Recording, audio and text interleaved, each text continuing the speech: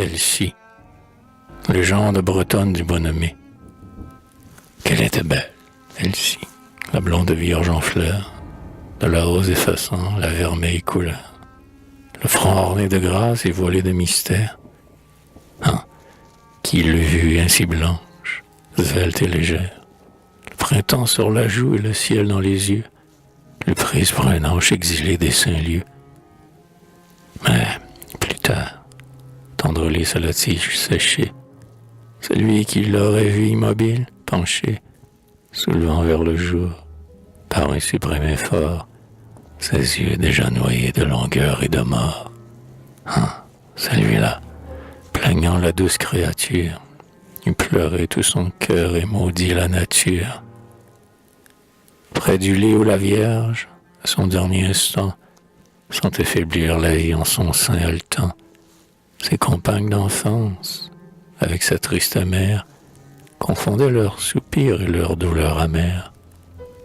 Mais, vers elle tournant ses doux regards, Elsie, d'une touchante voix les consola ainsi. Oh mes sœurs, si je vous suis chère, ne gémissez pas sur mon sort. Sèche tes larmes, ô ma mère. Tout meurt, hélas, sur le calvaire. Dieu lui-même n'est-il pas mort? Sur la terre, tout front se penche, marqué du sceau de la douleur. Moi, je vais au ciel où s'étanche l'éternelle soif du bonheur. Ne pleurez pas. L'heure dernière est, pour notre âme prisonnière, l'aube des délices des cieux. Mes sœurs, embaumons nos adieux avec les fleurs de la prière. Puisque Dieu ne veut plus que je reste ici-bas, adorons ses décrets et ne murmurons pas. Hélas, sa volonté s'est pour moi révélée, depuis longtemps déjà, dans l'humide vallée. Pleine de vie alors, je m'égarais un soir, cherchant des flots aimés le limpide miroir. Mais, tandis que mes pas distraits foulaient la mousse, le rossignol des nuits chantait d'une voix douce. Voici mai, roi des beaux jours, voici mai, l'amant des roses, mille corolles écloses, forment ses riants atours. Heureuses les jeunes belles qui mourront au mois de mai, de roses fraîches comme elles, leur cercueil sera semé. Et, du sein béant des tombes, elles monteront au ciel, comme un essaim de colombes, volant au nid paternel. Il est court, rose nouvelle, votre destin parfumé. Heureuses les jeunes belles qui meurent au mois de mai. C'est ainsi qu'en mon sein, la voix enchanteresse de l'amoureux printemps épanchait la douceur. Et pourtant, je ne sais quelle vague tristesse, comme un voile de deuil, vint flotter sur mon cœur. Tout s'échange et gardait le souvenir fidèle. Elsie, cria soudain, en accourant près d'elle, sa sœur, naïve enfant, l'argentine voix.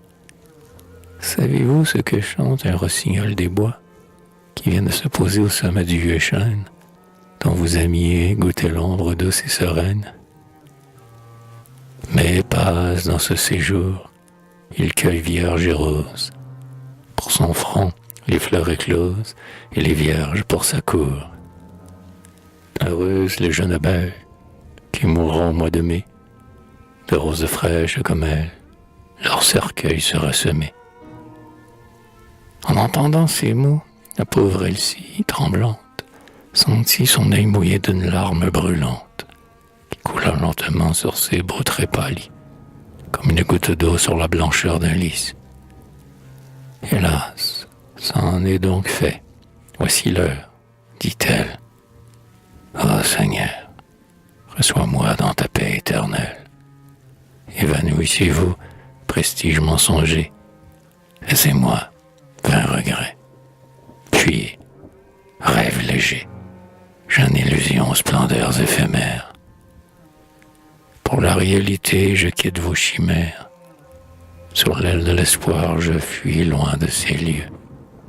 Oh ma mère, oh mes sœurs, je vous attends aux cieux.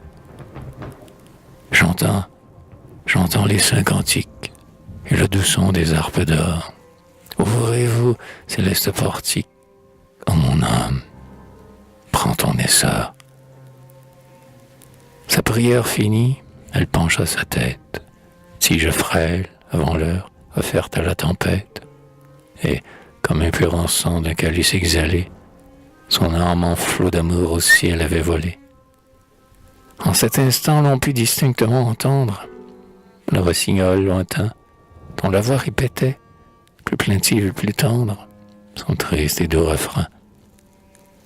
Heureuses les jeunes abeilles qui meurent au mois de mai, de roses fraîches comme elles, leur cercueil est embaumé.